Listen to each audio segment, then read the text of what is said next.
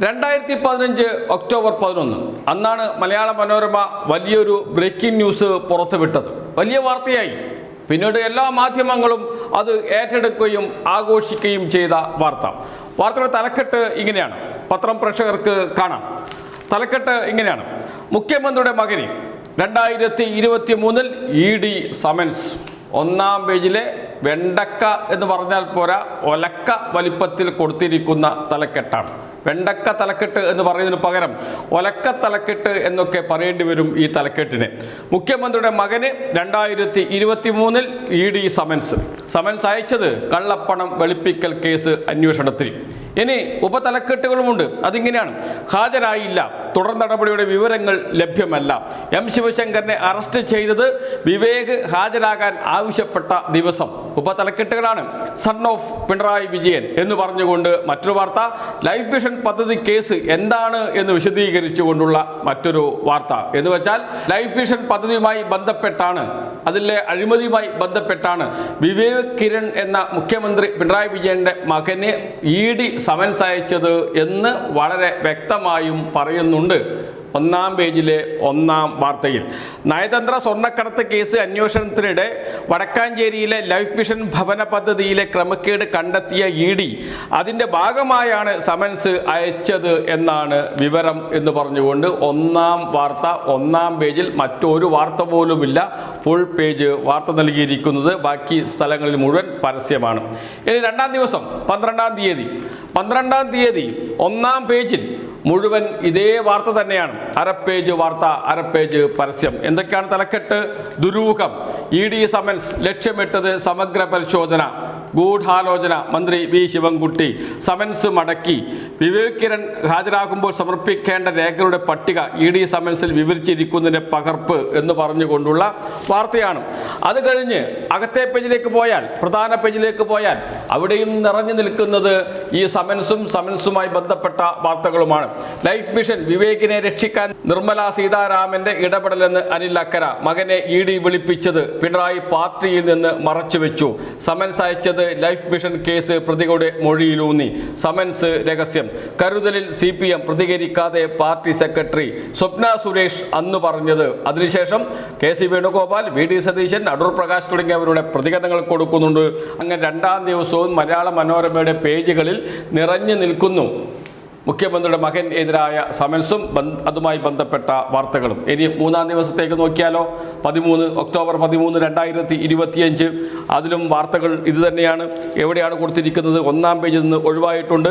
ഒന്നാം പേജിൽ ശബരിമല വാർത്ത നിറഞ്ഞു നിൽക്കുന്നു. അതിനുശേഷം ഈ മകന് ED സമൻസ്, മുഖ്യമന്ത്രിയുടെ മൗനം, ദുരൂഹം, VD സതീശൻ എന്ന് പറഞ്ഞുകൊണ്ട് VD സതീശൻ്റെ ഒരു സ്റ്റേറ്റ്മെൻ്റ് ഉണ്ട്. മുഖ്യമന്ത്രിയുടെ മകന് എതിരെയുള്ള നോട്ടീസ് പിൻവലിച്ചതെന്ന് MA ബേബി പറഞ്ഞിരിക്കുന്ന പ്രസ്താവന കൊടുത്തിരിക്കുന്നു. അതിനുശേഷം BJPയും CPMും കേരളത്തിൽ ഒറ്റ മുന്നണി എന്ന് പറഞ്ഞുകൊണ്ടുള്ള വാർത്ത കൊടുത്തിരിക്കുന്നു. അങ്ങനെ അതേ വാർത്തയുടെ വിവിധ വാർത്തകൾ കൊണ്ട് മലയാള മനോരമയുടെ മൂന്നാം ദിവസവും, എന്ന് വെച്ചാൽ മൂന്നാം ദിവസം വാർത്ത വന്ന മൂന്നാം ദിവസവും നിറഞ്ഞ് നിൽക്കുന്നുണ്ട്. മുഖ്യമന്ത്രിയുടെ മകന് ED സമൻസ്, മറുപടിയില്ല, ഗൂഢാലോചന വാദം മാത്രം, രഹസ്യബന്ധം ആരോപിച്ച് കോൺഗ്രസ്. സമൻസ് മുൻപ് പലർക്കും ജുഡീഷ്യൽ നടപടി ക്രമത്തിന് തുല്യം. ED സമൻസിൽ എന്തുപറ്റി? BJP പ്രതിരോധത്തിൽ എന്നിങ്ങനെ പോയി വാർത്തകളുടെ ബഹളം തന്നെയാണ്. ഇതെല്ലാം കഴിഞ്ഞ് ഇന്നിതാ പുതിയ വാർത്ത പുറത്തു വന്നിട്ടുണ്ട്. സമൻസ് അയച്ചത് ലൈഫ് മിഷൻ കേസുമായി ബന്ധപ്പെട്ടല്ല. ഇന്ന് രാവിലെ വരെ നമ്മുടെ മാധ്യമങ്ങൾ ആഘോഷിക്കുകയായിരുന്നു. മുഖ്യമന്ത്രിയുടെ മകന് സമൻസ് അയച്ചിരിക്കുന്നു ED. കള്ളപ്പണ നിരോധന നിയമപ്രകാരമാണ് ഇപ്പോൾ നോട്ടീസ് അയച്ചിരിക്കുന്നത്. അത് ലൈഫ് മിഷൻ പദ്ധതിയുമായി ബന്ധപ്പെട്ടാണ് എന്ന്. എന്നാൽ ഇപ്പം വന്ന വാർത്ത എന്താണ്? നോട്ടീസ് അയച്ചിരിക്കുന്നത് SNC ലാവ്ലിൻ കേസുമായി ബന്ധപ്പെട്ടാണ്. ആരാ പരാതിക്കാരൻ? ക്രൈം നന്ദകുമാർ. ആരുടെ മൊഴിയുടെ അടിസ്ഥാനത്തിലാണ് സമൻസ് അയച്ചിരിക്കുന്നത്? ക്രൈം നന്ദകുമാറിൻ്റെ മൊഴിയുടെ അടിസ്ഥാനത്തിൽ. ഏതാണ് കേസ്? Lavalin case. ലാവ്ലിൻ കേസിൻ്റെ ഇന്നത്തെ അവസ്ഥ എന്താണ്? സുപ്രീം കോടതിയിൽ കേസ് കിടക്കുന്നുണ്ട്. പക്ഷേ പിണറായി വിജയനെ വിചാരണ കോടതി തന്നെ, CBI കോടതി തന്നെ കുറ്റവിമുക്തനാക്കിയിട്ടുണ്ട്. CBI കോടതി കുറ്റവിമുക്തനാക്കി പിണറായി വിജയനെ കുറ്റവിമുക്തനാക്കിയ CBI കോടതിയുടെ നടപടിക്ക് എതിരെ CBI ഹൈക്കോടതിയെ സമീപിക്കുന്നു. ഹൈക്കോടതിയും പിണറായി വിജയനെ കുറ്റവിമുക്തനാക്കുന്നു.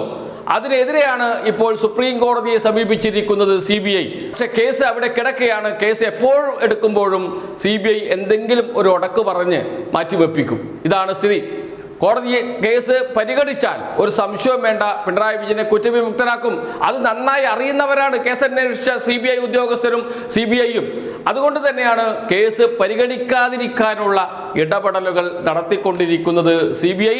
അതല്ലെങ്കിൽ പിണറായി വിജയനെ കുറ്റക്കാരനാക്കുമെന്ന് CBIക്ക് ഉറപ്പുണ്ടെങ്കിൽ കേസ് അങ്ങ് വരികയും പിണറായി വിജയനെ കുറ്റക്കാരനാക്കുകയും അങ്ങനെ പിണറായി വിജയൻ രാജിവെക്കണമെന്ന് ആവശ്യപ്പെട്ടുകൊണ്ട് കേരളത്തിൽ വലിയ സമരം തന്നെ നടത്താമായിരുന്നു. കാരണം പരമോന്നത കോടതിയാണ് പറഞ്ഞിരിക്കുന്നത് പിണറായി വിജയൻ വിചാരണ നേരിടണം എന്ന്. അപ്പോൾ വലിയ പ്രക്ഷോഭത്തിനും വലിയ സാധ്യതയും ഉണ്ടായിരുന്നു. അതൊന്നും പക്ഷേ BJPക്ക് വേണ്ട. എന്തുകൊണ്ടാണ്? സുപ്രീം കോടതി കേസ് പരിഗണിച്ചാൽ പിണറായി വിജയനെ കുറ്റവിമുക്തനാക്കിയ ഹൈക്കോടതി വിധി അത് അംഗീകരിക്കും സുപ്രീം കോടതി എന്ന്. അതുകൊണ്ടാണ് മെല്ലെ മെല്ലെ കേസ് നീട്ടി കൊണ്ടുപോകാൻ ശ്രമം. അപ്പോഴാണ് പുതിയ കേസുമായി വന്നിരിക്കുന്നത് മലയാള മനോരമ. ആ പുതിയ കേസും മലയാള മനോരമയ്ക്ക് വലിയ തിരിച്ചടിയായി മാറി. മലയാള മനോരമയ്ക്ക് മാത്രമല്ല, മലയാള മനോരമയിലെ ഒന്നാം പേജ് വാർത്ത കണ്ടപാടെ മറ്റൊന്നും ആലോചിക്കാതെ അത് ഏറ്റെടുത്ത് വാർത്ത നൽകിയ മാതൃഭൂമി അടക്കമുള്ള പത്രങ്ങൾ, അതോടൊപ്പം തന്നെ ഏഷ്യാനെറ്റ് അടക്കമുള്ള ദൃശ്യമാധ്യമങ്ങൾ എത്ര ദിവസമാണ് കഴിഞ്ഞ 2 ദിവസമായി അതിചർച്ച മുഖ്യമന്ത്രിയുടെ മകന് അയച്ച ഈ സമൻസുമായി ബന്ധപ്പെട്ടാണ്.